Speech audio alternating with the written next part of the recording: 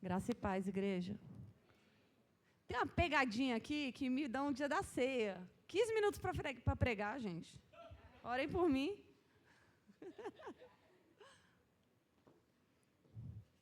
Fazer igual o pastor, são poucas folhas, mas aqui é fonte 5, tá?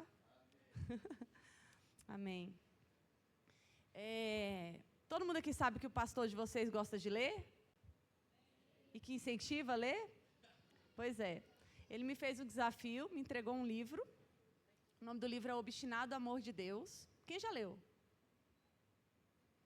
E o nome do autor é Brennan Manning. E ele me deu esse livro, mas o pastor ele deixa livre também. Não fala, vai pregar sobre o livro, leia, faça aí o que Deus te usar, fale sobre o livro, fale sobre outra coisa, o que quiser.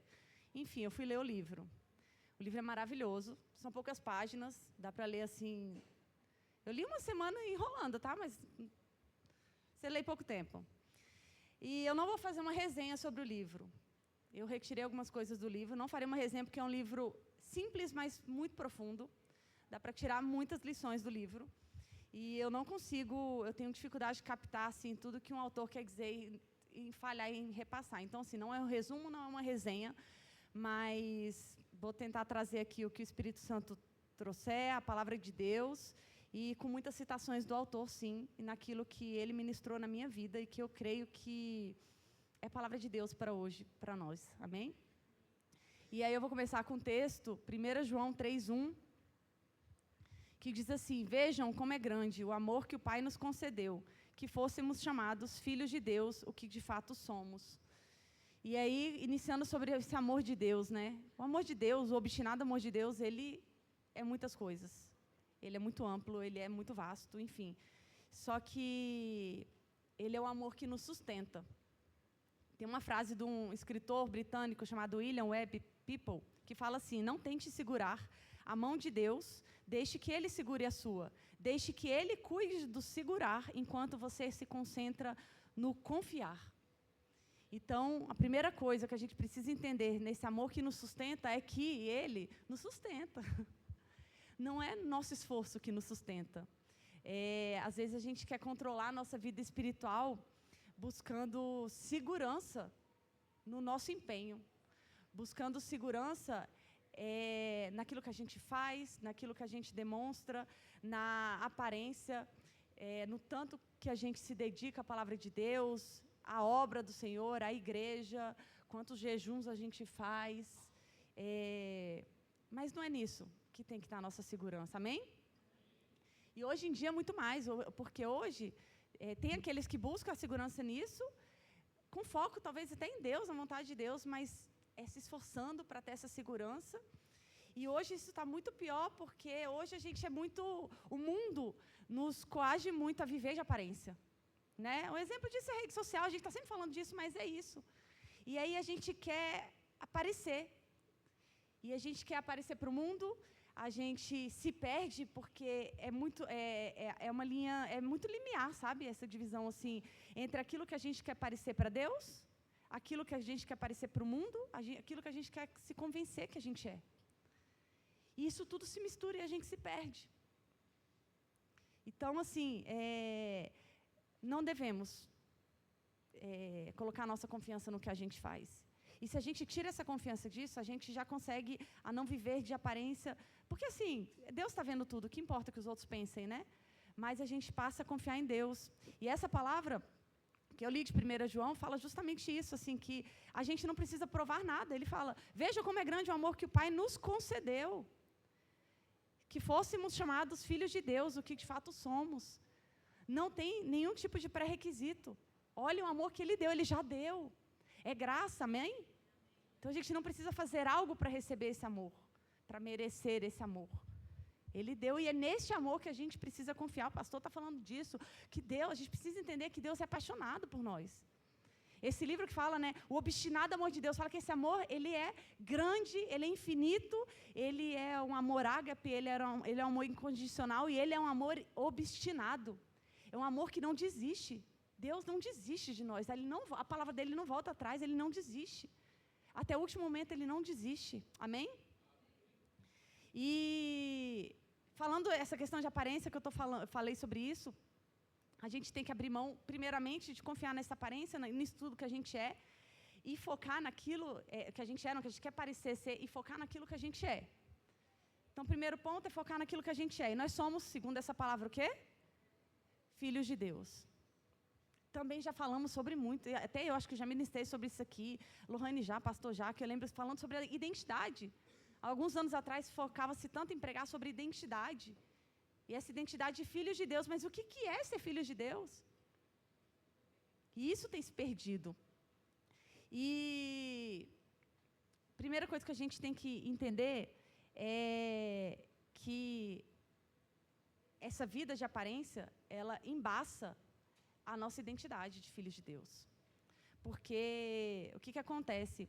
Tem um filósofo, citado nesse livro também, um filósofo e teólogo chamado Simon Taguel, que ele fala que todos nós, em algum momento, forjamos um falso eu, uma imagem admirável, simpática e aparentemente feliz. Isso é que todo mundo faz, em algum momento. Talvez porque não quer abrir suas dores, talvez porque não confia nas pessoas, talvez porque é do ser humano, né? Infelizmente, isso é da carne, de querer aparentar algo bom. E esse falso eu é a pessoa que mostramos ao mundo enquanto escondemos o que a gente acha ser inaceitável. E ninguém aqui vai falar que não faz isso. Infelizmente, a gente nasce com essa natureza. Isso começou lá em Adão. Porque quando Adão percebeu a nudez, ele escondeu-se. O medo e a vergonha levaram-se a se afastar da presença de Deus. Então, esse falso eu que a gente cria é porque a gente tem vergonha do verdadeiro eu. A gente tem vergonha daquilo que a gente julga ser inaceitável. E a gente tem vergonha disso para as pessoas e a gente tem vergonha disso em Deus. Adão fez isso, Adão teve vergonha de Deus. E ele fala, né, o autor até fala, a gente segue esse padrão de Adão, criamos máscaras para tentar proteger aquilo que a gente considera vergonhoso ou insuficiente. Então, nem sempre é porque é vergonhoso, tem a questão do insuficiente. Poxa, isso é, o que eu sou é insuficiente para merecer o amor de Deus. E aí a gente volta de novo naquela frase, nada do que a gente fizer vai ser suficiente para merecer o amor de Deus. Todo mundo entende isso? Então, a gente não precisa ficar escondendo. O autor do livro, ele chama esse falso eu de impostor. Um impostor. E a palavra é forte, é um impostor. Nós somos impostores quando a gente está criando esse falso eu, em cima do verdadeiro eu. E esse impostor depende do desempenho, da aprovação e da aparência. O impostor acredita que Deus só nos ama quando a gente acerta e que se falharmos seremos rejeitados. Então, nem sempre o impostor, ele é por maldade, ou porque é por falsidade, ou porque eu quero aparecer melhor. É por medo de rejeição. Medo de rejeição. E, muitas das vezes, isso é impresso no nosso coração desde pequenos. Aí eu vou até abrir um parênteses aqui e chamar a atenção para nós pais, assim, pais e mães. Às vezes, a forma como a gente cria os nossos filhos fazem eles criar essa aparência de impostor. Uma coisa que eu aprendi, assim, eu tento colocar em prática na minha vida, porque eu me vi nesse papel quando eu era criança e cresci um pouco com isso. Como pais, a gente precisa afirmar aos nossos filhos que nós amamos eles por quem eles são e não pelo que eles fazem. Não é por causa das notas boas no colégio, não é pelo bom comportamento, não é pela obediência. Isso tudo gera frutos. Frutos bons e frutos ruins, né? Eles têm que colher frutos de indisciplina, sim, eles têm que sofrer correção, sim, perder algumas regalias, sim. Tudo proporcional ao comportamento deles. Mas o nosso amor de pai tem que ser incondicional e os nossos filhos precisam entender isso. E muitos pais, eles só conseguem demonstrar o amor para o filho quando o filho se desempenha bem. E essa criança cresce da mesma forma se relacionando com Deus Pai. A gente tem que entender que para a criança não entende ainda quem é Deus. Nós, o pai, principalmente o pai homem, é a principal referência do pai para eles.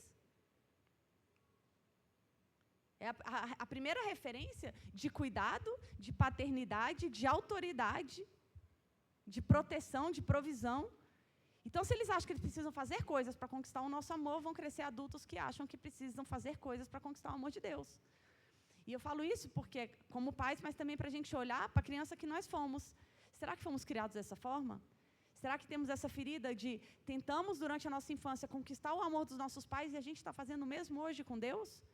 A gente está tentando conquistar o amor de Deus? E está errado, porque vai todo mundo ficar frustrado. Porque não vai vir nenhum sentimento de compensação, de que eu cheguei e fui suficiente para alcançar o amor de Deus. Alguém aqui já teve esse sentimento? Eu nunca tive, e o autor aqui deixa claro que não. Ele dá vários exemplos. Ele cita um evangelista, deixa eu ver se eu acho o nome dele aqui. É um pregador chamado John Egan. Esse pregador foi um grande pregador. Saía pregando de bicicleta, evangelizou milhares de pessoas, mas ele não foi escritor, não foi teólogo, ele não deixou nenhuma obra que ele tenha escrito, mas encontraram o diário dele. O diário de um homem que conversava com Deus é o diário dele, sem intenção nenhuma.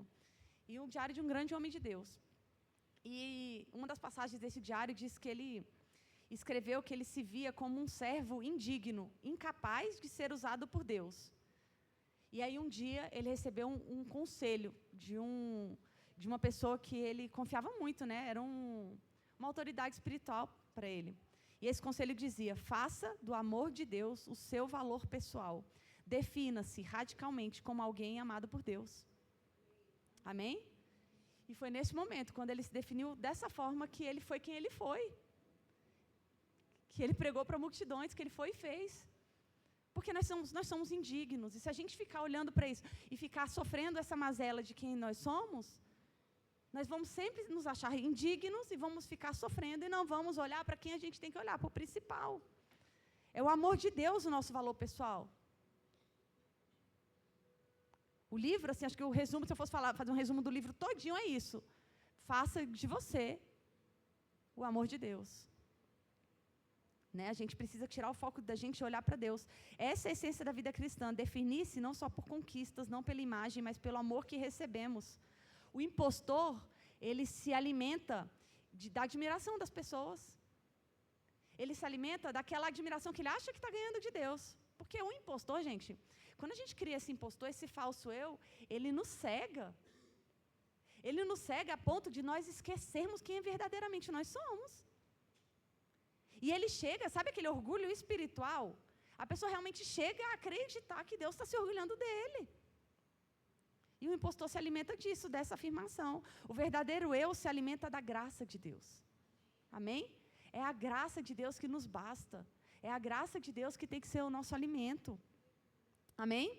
O apóstolo Paulo, ele compreendeu isso e ele, lá em 2 Coríntios 12, 9, que ele fala: de boa vontade, pois, mais me gloriarei nas fraquezas, para que sobre mim repouse o poder de Cristo. Paulo entendeu que era na fraqueza dele que a graça de Deus se manifestava. E ele continua: porque quando eu sou fraco, Deus é forte. Quando eu sou forte, é que eu sou fraco. Quando a gente acha que a gente está arrasando, a gente está pura decadência. E se Paulo, que é um grande homem de Deus, que todo mundo aqui admira, Paulo que fala: sei de meus imitadores, como imitador sou de Cristo, se ele disse isso, a gente está querendo se achar alguma coisa. Infelizmente, assim, a gente está muito distante daquela realidade da presença do Senhor que eles tinham. Imagina os apóstolos, eles tinham convivência com o próprio Jesus. Paulo teve um encontro pessoal ali, aquele encontro sobrenatural. E ele diz isso. Onde está a nossa fé? Que Deus é esse que a gente está enxergando ou não está enxergando e que a gente acha que a gente possa enganar? E muitas das vezes é um agnosticismo, o autor até chama dessa forma, é como se fosse um agnosticismo, que a gente diz que crê, mas no fundo a gente não conhece Deus, a gente não crê de verdade, a gente não pratica essa fé. Porque a gente não sabe que Deus é esse, sabe por quê? Porque a gente aqui pratica idolatria. Idolatria é colocar no lugar de Deus, qualquer coisa que você coloque no lugar de Deus em sua vida é idolatria.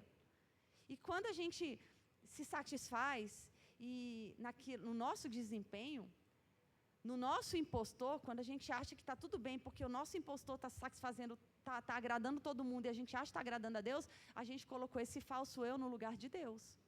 É para esse falso eu que a gente está olhando, a gente esqueceu de olhar para Deus. Porque se a gente olhasse para Deus, a gente falaria igual Paulo. A gente teria esse olhar de Deus perante nós.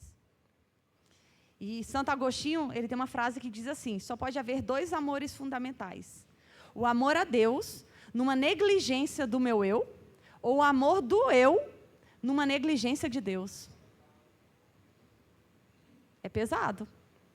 Essa frase, ela mostra uma tensão no nosso coração. Porque é claro que existe o amor do eu. A gente não consegue abrir totalmente mão dele. E tudo bem, a palavra fala que a gente tem que amar o próximo como a nós mesmos. Mas tem o amor a Deus, que lá, quando a gente vai olhar em que consiste o mandamento, qual é o primeiro? Amar a Deus.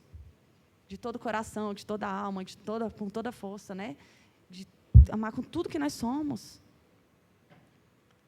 E aí, segundo, que é amar o próximo como a ti mesmo.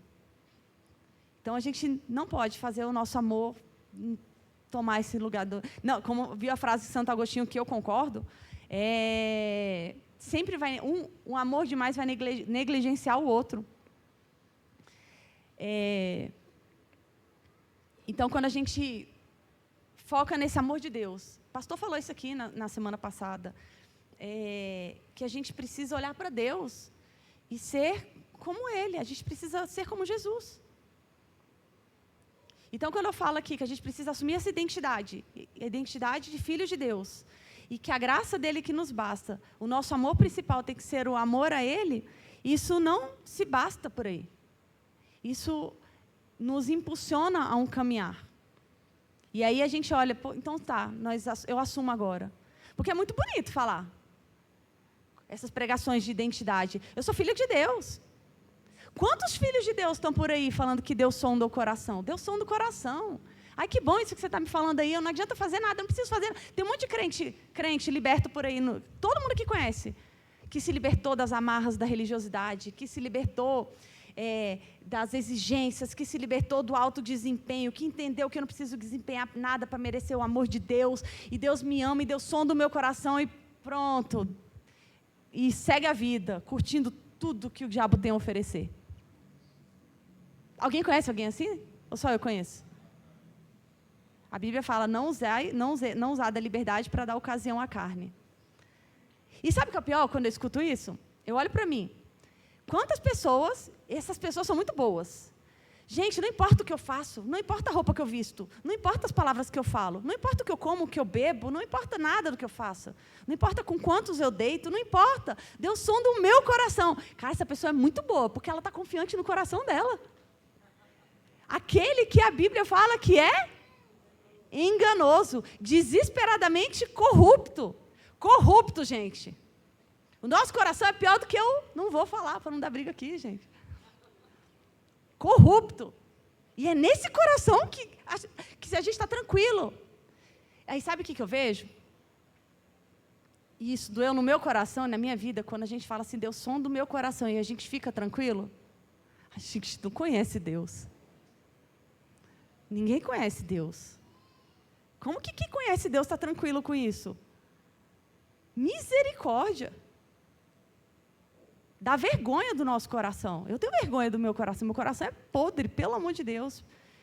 Aí é coração, é mente, eu não sei o que é pior. Que a gente está tranquilo com isso. Então, a gente assume essa identidade, somos filhos de Deus. E o que Deus quer? O que um filho faz? Nasceu o bebê. E aqui a gente volta, tá? Nicodemos, que foi perguntar para Jesus, como faço, né? E a vida eterna? Eu faço tantas coisas. É necessário que nasça de novo. Todos aqui, nós todos renascemos, amém? E aí no batismo, ressuscitamos. E somos como quem que a Bíblia fala que herdaram o reino dos céus? Como? Criança. O que a criança faz?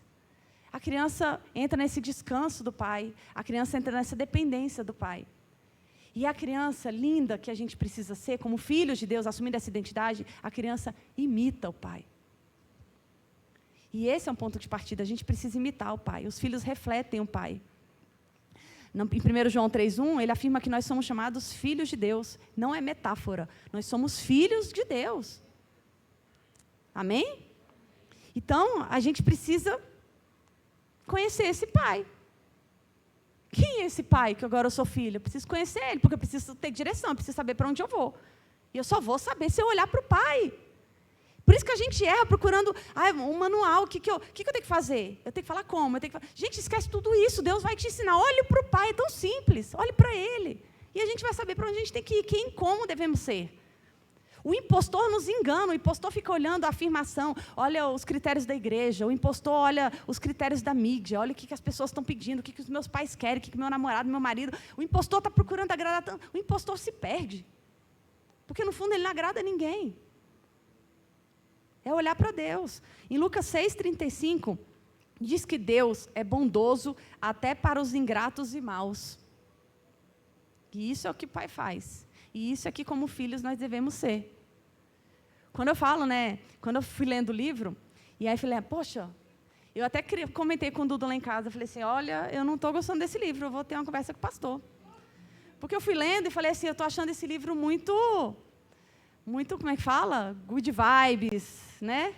Muito freedom. Não, tipo...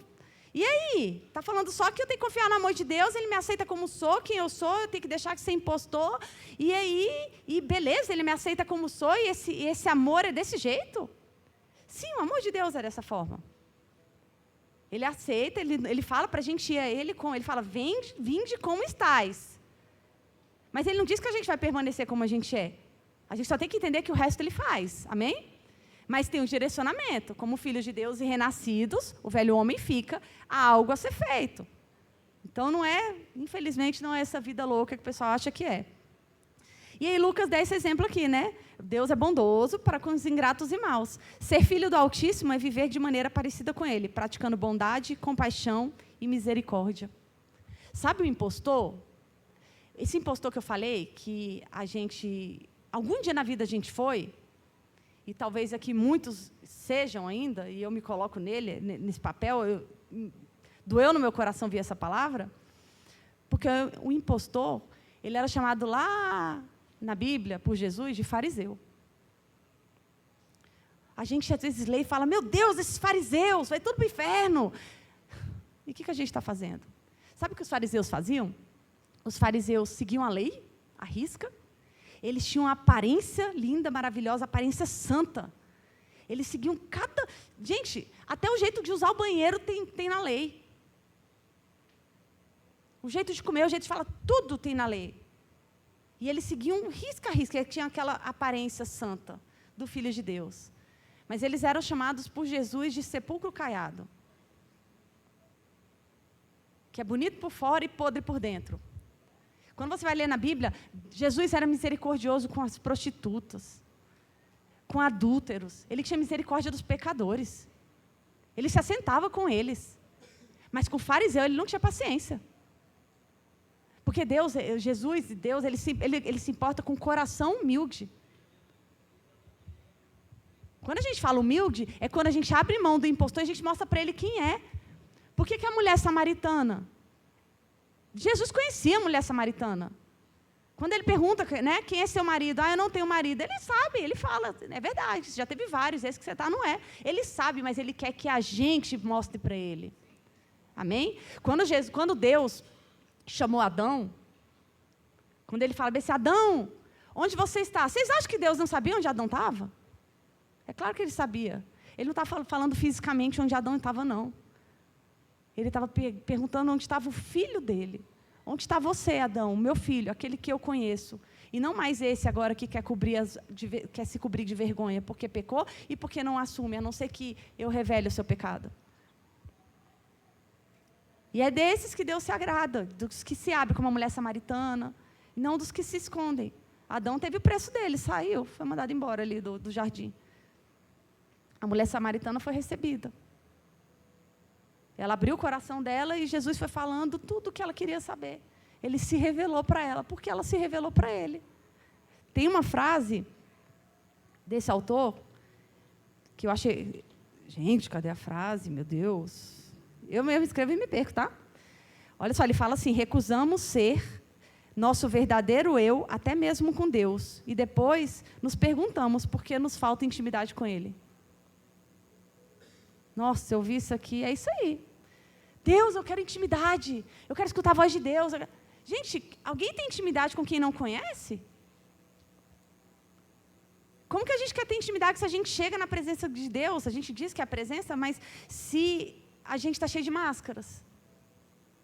Não há intimidade se não houver verdade. E por isso que a gente precisa deixar de ser esse fariseu, esse impostor, ser filho de Deus, ter esse olhar bondoso. O fariseu olha para o outro julgando. O fariseu, o impostor, ele se acha bom demais. Aí ele aponta para o outro. Ele está olhando o pecado do outro. E com zero misericórdia. E não está fazendo o que Deus quer. O verdadeiro eu, não. O verdadeiro eu, ele é vulnerável.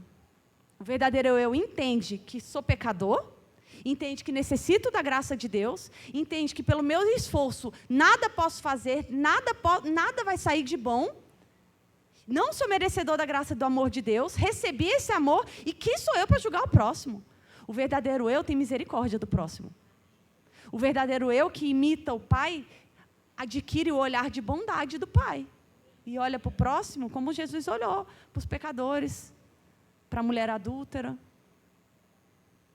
com olhar de amor, com olhar de misericórdia. Amém? Mateus 9,36 fala assim, ao ver as multidões, Jesus teve compaixão delas, porque estavam aflitas e desamparadas, como ovelhas sem pastor. É isso que a gente precisa. Jesus veio para ser exemplo de filho. É Ele que a gente tem que imitar. Só que a gente imita naquilo que a gente acha que é legal, a gente separa. Ele teve misericórdia das multidões. Será que nessas multidões não tinham pecadores? Devia ter ladrão, assassino. É aqueles que estavam apedrejando ele, falando, crucifica, crucifica. E Jesus fala, Senhor, perdoa-lhes. Eles não sabem o que fazem. É essa misericórdia. Eles não sabem o que fazem. Gente, alguém aqui peca de propósito, sabendo o que está fazendo e achando legal? Deve ter, mas assim, é a nossa vontade? Não. A gente quer acertar todos os dias. Só que a gente erra. A gente peca. A gente não sabe o que a gente faz. E é esse olhar que a gente precisa ter. Vamos ter misericórdia do outro e falar, ele não sabe o que faz. Ele não sabe o que faz, ele precisa do meu amor, preciso que eu seja a extensão do amor de Deus para ele, porque eu recebi esse amor e eu vou amar da mesma forma. Amém? É por isso que Jesus olhou para o Pai e falou, poxa, Pai, que eles sejam um, como nós somos um, como eu sou um com eles. Essa é a vontade de Deus, que amemos uns aos outros. Como eu me amo. E esse eu me amo, não é eu me amo porque eu sou boa. Eu me amo porque eu entendi o amor de Deus. E aí eu me amo com o amor de Deus, de não merecedora. Esse amor misericordioso é assim que eu amo o próximo. Amém? A maneira como tratamos o outro revela a profundidade da nossa comunhão com Deus. Isso tudo que eu falei a gente não consegue se a gente não tiver comunhão com Deus. Primeira fechada no trânsito, vai xingar. Porque é a nossa carne ali. É essa intimidade, essa comunhão com o amor de Deus. Sabe, o obstinado amor de Deus, ele não quer só nos alcançar, ele quer nos preencher. Ele não quer só nos visitar, ele quer habitar em nossa vida. Amém? E, falando disso aqui, de ser como pai, de conhecer o pai, é a convivência. Né? A gente até brinca, né, entre a gente. Pai é quem cria, não é? Pai é quem cria. Não adianta ser pai de sangue, pai é quem cria. Nós somos filhos por adoção de Deus. Só que pai é quem cria. Ele só será nosso pai se ele nos criar. Então não adianta ir lá aceitar Jesus como meu Senhor Salvador. Eu visito meu pai domingo à noite. Às vezes, na quarta-feira, eu visito meu pai também. Às vezes, na sexta, eu visito meu pai. Não é assim que a gente vai modelar o Pai. Tem uma frase que fala assim, que nós nos tornamos aquilo que contemplamos. A gente precisa contemplar esse Pai. Aqui tudo que eu falei, fala muito sobre presença. Né? A gente precisa estar presente. A gente precisa estar presente diante desse Pai. Esse Pai precisa ser presença viva em nossa vida. E a gente precisa olhar para Ele. Perder menos tempo modelando os outros. Modelando aquela, a atriz, não sei o que eu modelo e que eu acho linda. Ou aquele crente, poxa, aquele pastor top lá, poxa, eu vou modelar ele. Não, a gente precisa modelar o Pai. É contemplar Ele diariamente. É contemplar Ele o tempo todo. É contemplando Ele que nós nos tornaremos parecidos com Ele. Um dos maiores erros, vou ler a frase do autor aqui, um dos maiores erros, enganos espirituais é o desejo de sermos conhecidos como pessoas boas, corretas e santas, em vez de sermos conhecidos como pessoas que confiam em um Deus bom. Então, essa dependência também faz a gente ser conhecido, só que aí não é assim, conhecem a gente, mas conhecem o Deus através de nós, né? Eu conheço aquela pessoa ali, o João é aquele que confia em Deus. O João é aquele que depende de Deus. Que tem tudo de bom, que é rico, que o dinheiro está transbordando, que tem saúde até, não. Que independente da dificuldade, a gente olha e vê que confia em Deus. Essa confiança precisa transparecer. Amém? É nosso papel aqui também, é tornar o nosso Pai conhecido. Vocês veem a criança tentada na rua, o que vocês pensam? Às vezes eu fico chateada, mas você olha e fala, esse aqui é o pai dessa criança, não é? Cadê esse pai que não corrige? Nossa, cadê o pai dessa criança? A primeira coisa que fala, não é assim que fala? É assim. Agora, quando a criança é super comportada, maravilhosa, fofa, você fica, nossa, cadê o pai? Eu quero parabenizar. Com Deus é a mesma coisa, gente. Será que querem conhecer o pai dessa criança? Ou querem conhecer o pai dessa criança? Que pai nós estamos apresentando para o mundo? Que pai? Jesus o tempo todo focava no pai. Você ia perguntar para ele, Jesus, né? Jesus, o Senhor é bom. Eu não sou bom. Bom é meu Pai que está no céu. Jesus disse que ele não era bom, que bom era o Pai. E a gente se achando, querendo ser bom. Outro exemplo, João. O autor desse livro fala muito sobre João. João é conhecido como discípulo amado. E ele era um exemplo disso. Quando João se escreve, ele não fala assim que ele era o grande apóstolo, né? Eu sou o evangelista. Qual é a principal coisa que a gente lembra de João? O discípulo amado. O discípulo amado. E quantas vezes a gente não lia? Eu já ouvi até pregador falando isso. Nossa, mas João se achava, ele escreveu isso, Deus nunca disse isso para ele. Não tem uma passagem que fale, né, que Jesus falou. Alguém já leu essa passagem que Jesus falou, você é o meu discípulo amado? Não tem essa passagem. E a gente fala assim, nossa, mas João se achava. Como é que ele se escreve desse jeito? O discípulo amado, né? E aí, lendo esse livro, eu pude ver que a identidade dele não estava focada em quem ele era. Era em Jesus. João, ele não olhou para ele para falar que ele era o discípulo amado. Ele olhou para Deus para falar que ele era o discípulo amado. Ele olhou para Jesus para dizer que era o discípulo amado. E sabe onde ele descobriu que ele era o discípulo amado? Alguém chuta. Pastor Valdemar não vale. Pastor também não pode, que leu. Quando ele recostou a cabeça no coração de Jesus. João de todos. Até eu ler isso aqui e ver essa imagem, eu ainda achava que ele se achava. Eu assumo mesmo. Só que ele recostou a cabeça no coração de Jesus. Ele ouviu os batimentos do coração de Jesus. E quando ele olhou para Jesus, esqueceu de quem ele era, porque ele era um sem vergonha, gente. Ele estava com Jesus. Como é que nascer? Tu coloca a tua cabeça, ele é um abusado. Recostou a cabeça no coração de Jesus, mas que folga, no peito de Jesus. Intimidade. Ele tomou essa postura, eu sou filho de Deus.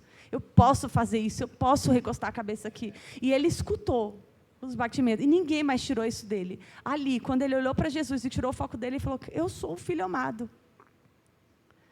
E se a gente olhar para a gente, eu mesma, quantas vezes, assim, eu olho para mim e não me sinto, eu me senti amada, não me sinto amada. Quantas vezes questionei Deus, o Senhor me ama mesmo? Será que eu estou aqui procurando, nadando, e vou errar, e vou fazer alguma coisa, e vou para o inferno? Que a gente também acha que a gente tem esse poder, né? Porque se eu não for bem sucedida, se eu não fizer direito, eu vou para o inferno. Ou se eu fizer muito bem feito, eu vou para Deus.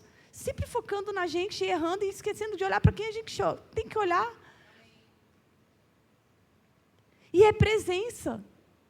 O pastor falou tantas vezes aqui, e nossa, uma vez veio uma pregadora que eu não vou lembrar, ela da IHOP, Veio aqui não, a gente viu o vídeo dela, fez alguns cursos e viu alguns vídeos dela. O pessoal lá que conhece há mais tempo deve saber o nome dela, não vou lembrar agora. É uma ministra de louvor. Qual é o nome dela? Misty, né?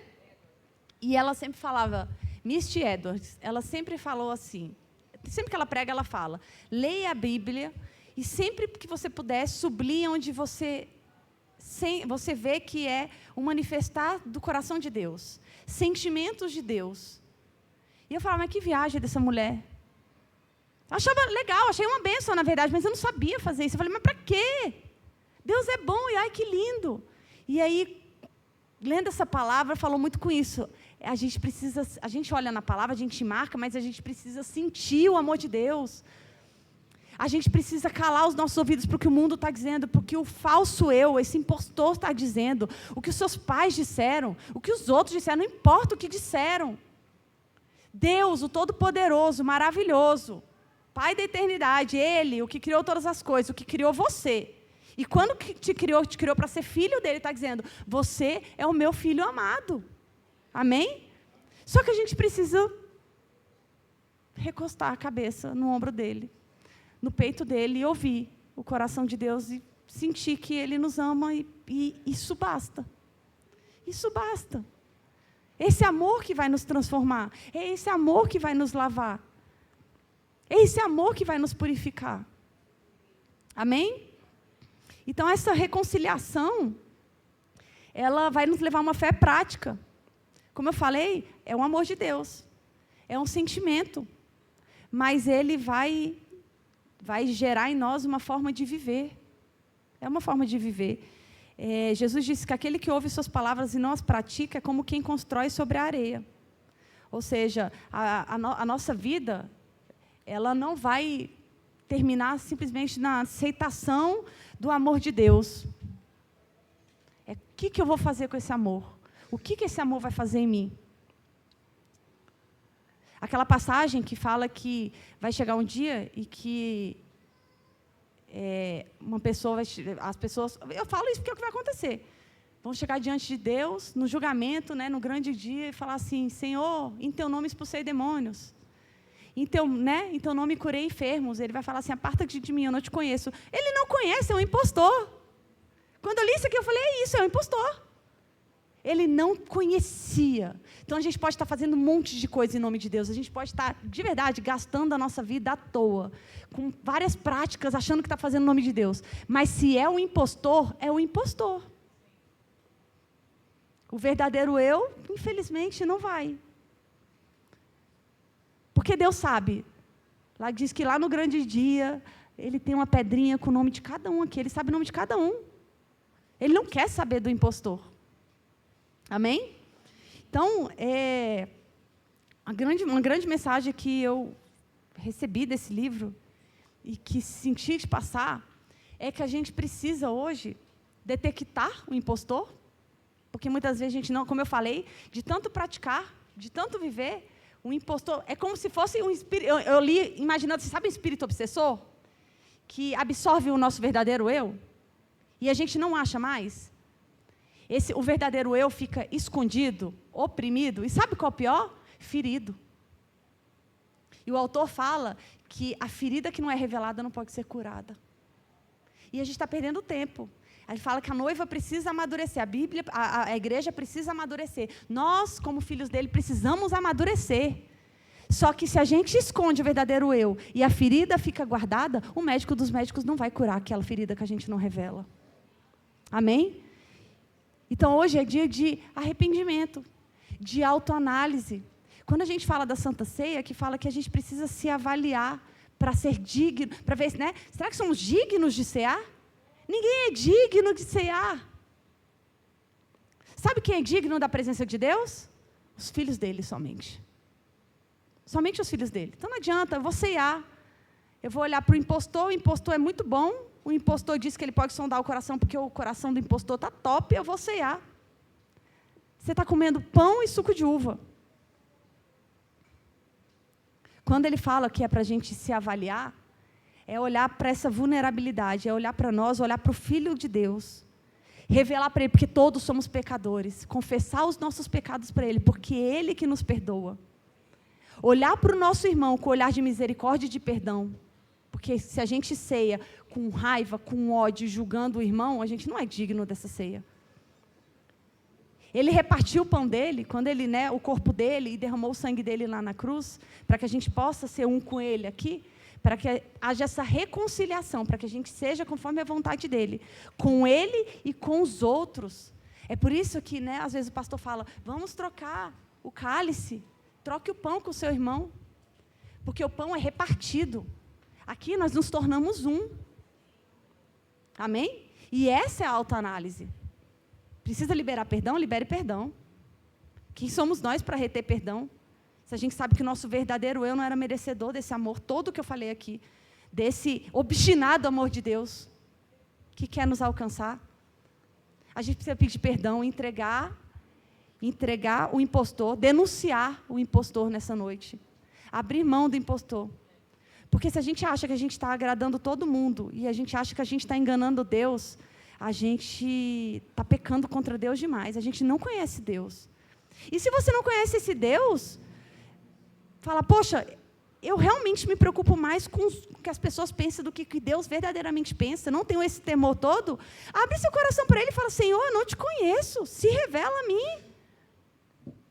Mostre que Pai que o Senhor é. Deixa eu ouvir as batidas do seu coração, eu quero te conhecer. Seja verdadeiro, Ele quer essa verdade.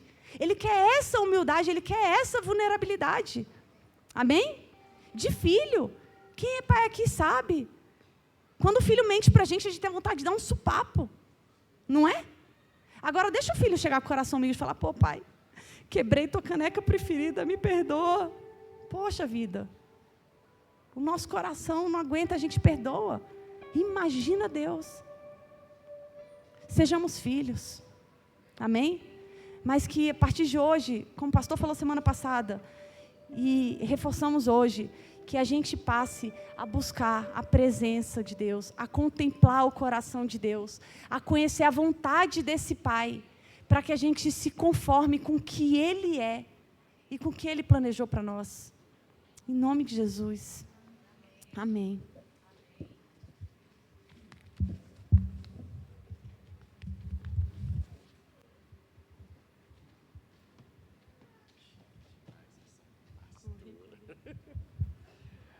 Amém?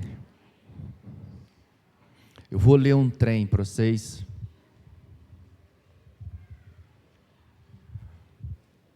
Essa ideia de se entender que você é amado, ela precisa descer rápido.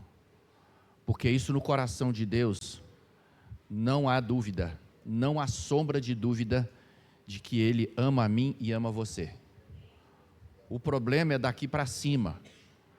Nós ainda temos dúvida de que nós somos amados. E também nós temos dificuldade de dizer a Ele que nós o amamos. Isso só vai ser desenvolvido a partir de intimidade. Não tem como, nós não podemos transferir isso não vem do sobrenatural e cai sobre tua cabeça, você dorme de um jeito e acorda de outro. Eu quero ler para você sobre uma pessoa que está descrito na palavra, e eu quero que você sonhe com essa pessoa e esteja, Senhor, eu quero para o nível em que essa pessoa está. É a minha oração. É minha oração. Eu gostei dessa leitura que o irmão Ronaldo fez. E a minha versão diz o seguinte: o meu amado pôs a sua mão na fechadura da porta, e as minhas entranhas estremeceram. Eu me levantei para abrir ao meu amado, e as minhas mãos gotejavam mirra. E os meus dedos, mirra de doce aroma, sobre as alças da fechadura. Eu abri ao meu amado, mas o meu amado já tinha se retirado. Amado, olha só a afeição dela, meu amado. Ela já sabia que ela era amada, E ela também já tinha certeza que o amava. Mas por um lapso, por alguma coisa que aconteceu, mas ela não perdeu isso. O meu amado é meu e eu sou dele. Eu abri ao meu amado, mas o meu amado já tinha se retirado e tinha ido. A minha alma desfaleceu quando ele falou. Busquei-o, mas não consegui encontrá-lo. Chamei-o, mas ele não me respondeu. Os guardas que rondavam pela cidade encontraram-me, espancaram-me, feriram-me. Os guardas dos muros tiraram-me o manto. Conjuro-vos, ó filhas de Jerusalém, se achardes o meu amado, diga a ele que estou enferma de amor. Evangelho é poema, evangelho é romance. Se sua vida espiritual, ela não é isso, está faltando sentido na sua vida, você precisa se apaixonar. Amém?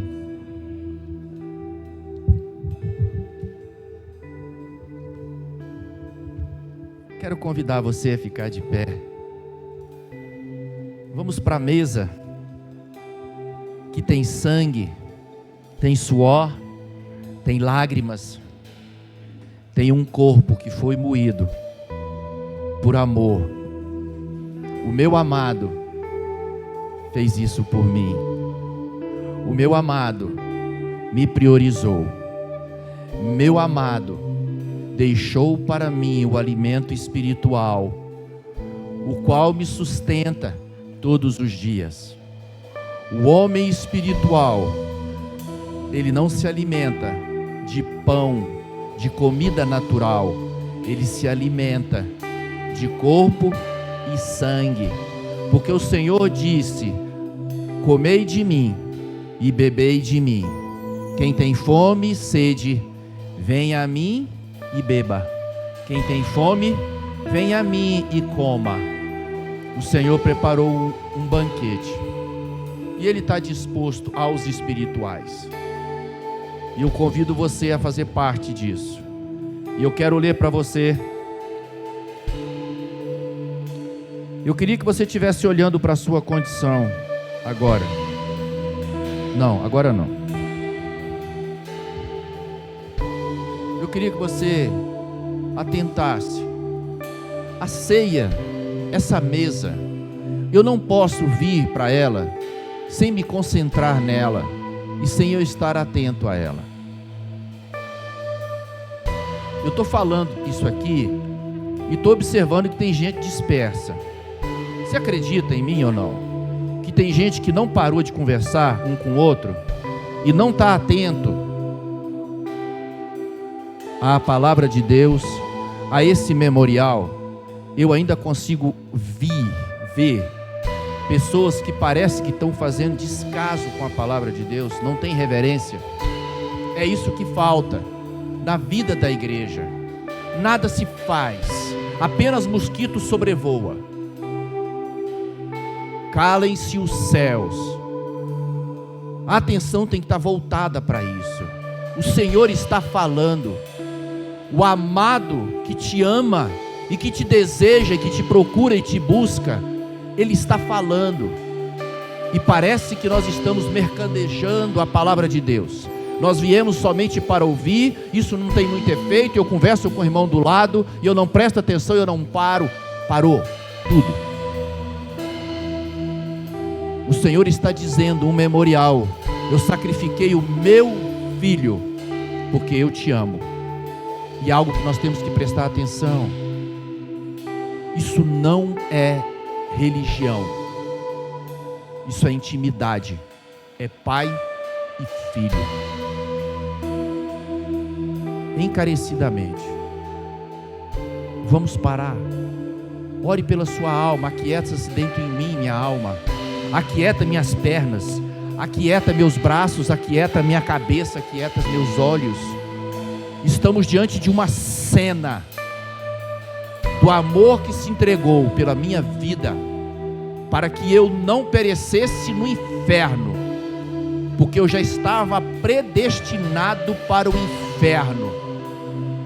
E diante disso, o Pai enviou o Filho para que essa predestinação fosse encerrada e que você voltasse para o seio dele.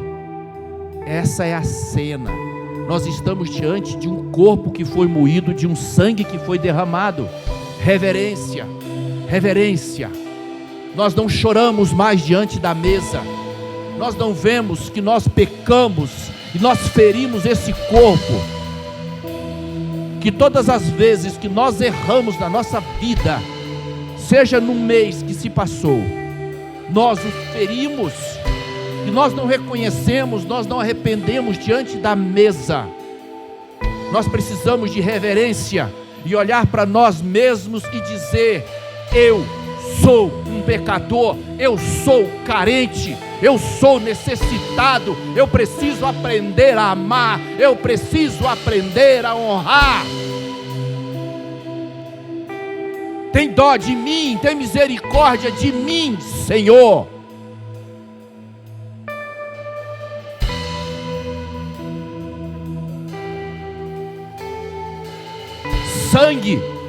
Sangue foi derramado. Um corpo foi dilacerado. Olha para a cena: chicote, vara.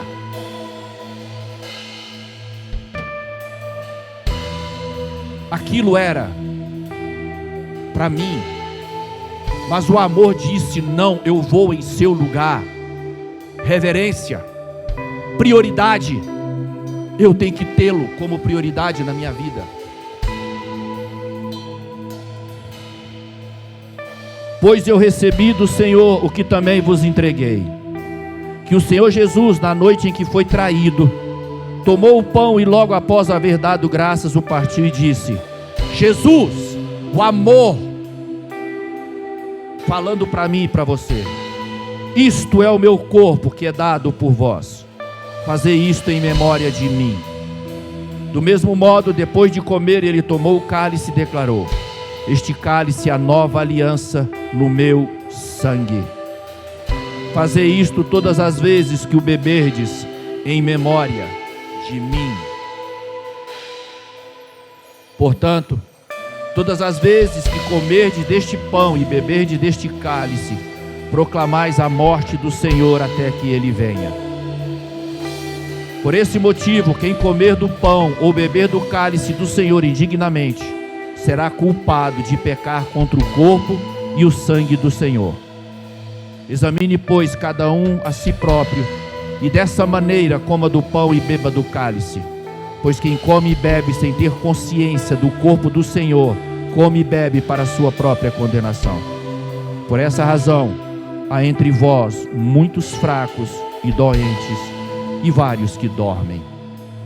Senhor, eu oro, apresentando a Ti, Senhor, esses elementos colocados na mesa, representando o Teu sangue, que cobre todos os pecados, iniquidades, transgressões, oferecidas a Ti,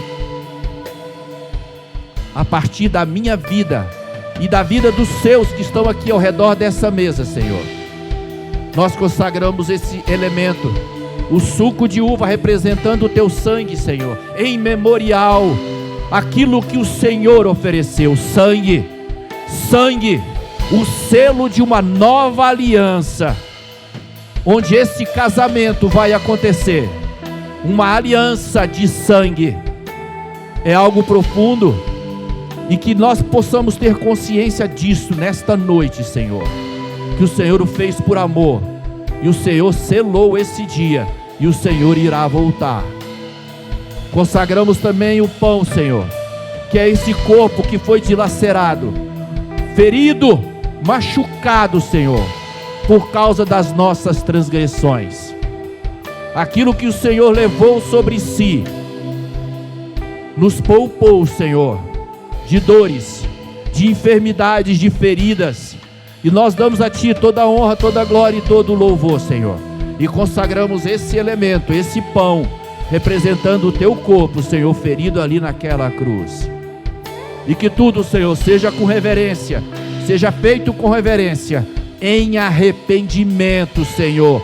Em arrependimento, Senhor, por aquilo que nós oferecemos a Ti, que Te feriu, que Te fez, Pai amado, sofrer, e que Teu rosto, de alguma forma, virou-se contra nós. Mas nós pedimos a Ti misericórdia nesta noite. Haja arrependimento no coração dos Teus filhos. Perdoa-os, ó Pai. É a nossa oração nesta noite, em nome do Teu Filho amado, Jesus.